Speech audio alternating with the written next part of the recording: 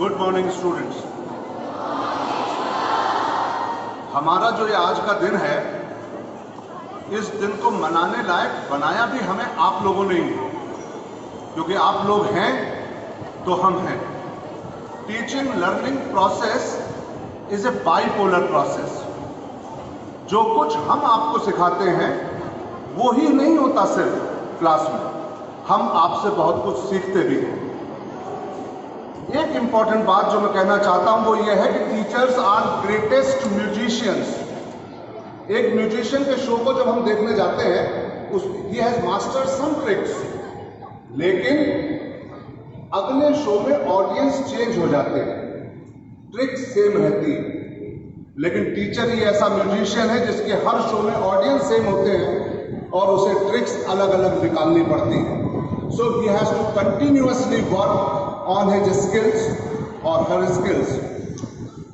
लेकिन ये जो सीखने का प्रोसेस है, ये होता कैसे? हम पढ़ाई करके आपको पढ़ाने के लिए आते हैं, लेकिन जब हम क्लास में आपको पढ़ा रहे होते हैं तो कई बार आपकी आंखों में उठने वाले प्रश्न हमें पढ़ा देते हैं। ऐसा ही एक dialogue between a teacher and a student. I have written some lines on that and I hope that you all will appreciate. एक बार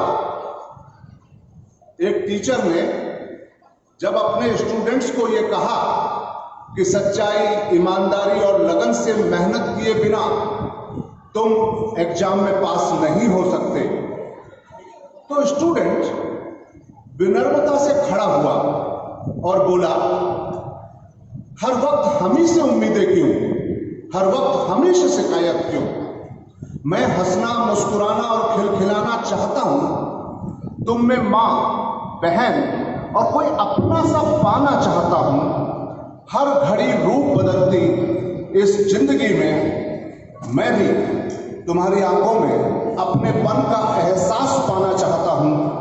मुझे भी खेलना कूदना अच्छा लगता है, घंटियों के बजने पर मुस्कुराना अच्छा लगता है, पर स्कूल में बजने वाली हर घंटी पर मैं चुपचाप एक नोटबुक को बैग में रख के दूसरी नोटबुक को निकालने लग जाता हूं, तो मुझे कुछ भी समझ में नहीं आता।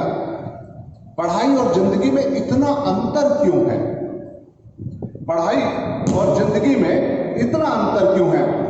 नेशनल इंटीग्रेशन, कम्युनल हार्मोनी और ऑनेस्टी के ऊपर जो बड़े बड़े लेक्चर देकर आप हमसे ऐसे लिखवाते हैं, और ये आंसर तो मुझे रट भी गए हैं, तो आपने मुझसे पहले जो पढ़ने आए थे उन्हें भी communal harmony, women respect, national integration के ऊपर भी पढ़ाया होगा।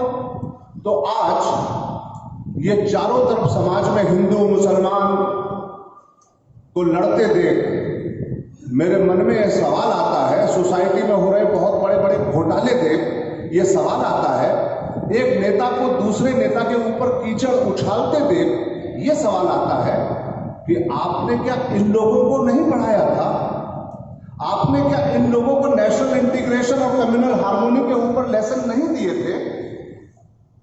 तो मन परेशान हो जाता है, शंकित और व्यथित हो जाता है। क्या ये सब लोग कभी स्कूल नहीं गए? या मेरी तरह आप इन सबसे देश प्रेम, भाईचारे, ईमानदारी और सांप्रदायिक सद्भाव पर निबंध नहीं लिखवाते थे?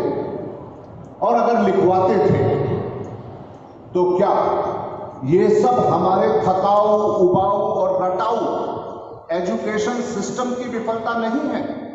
आज समाज में जो कुछ हो रहा है, क्या उसके लिए व्यक्ति उत्तरदायी है?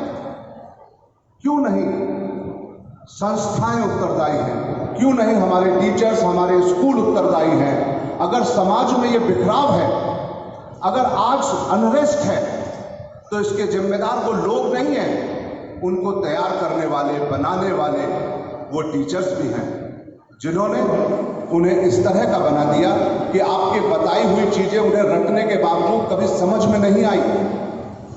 स्टूडेंट फिर बोला, किताबों में जो लिखा है वो मैं आपसे पढ़ना नहीं, आपसे समझना चाहता हूं। सच्चाई, ईमानदारी, भाईचारे और देश प्रेम को किताबों से रटना नहीं, आपकी पर्सनैलिटी, आपके बिहेवियर से सीखना चाहता हूं। मेरे सामाजिक संस्कार कैसे भी हों, जाने दीजिए। मैं आपसे मिले संस्कारों को जीना चाहता हूं। मैं मिट्टी हूं, उसने टीचर से कहा, मैं मिट्टी हूं, आप कुम्हार। जैसे ढालोगे ढल जाऊंगा। मैं भेड़ हूं, तुम चरवाहा। जैसे चलाओगे आगे बढ़ता जाऊंगा।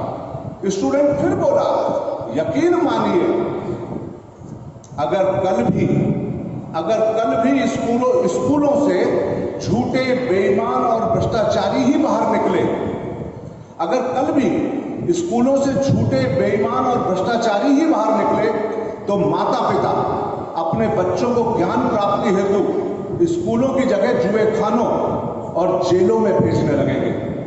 और फिर भाप के इंजन और पुरानी नकारा कारों की तरह, स्टीम इंजन और विंटेज कार की तरह स्कूल के मॉडल म्यूजियम्स में नजर आने लगेंगे।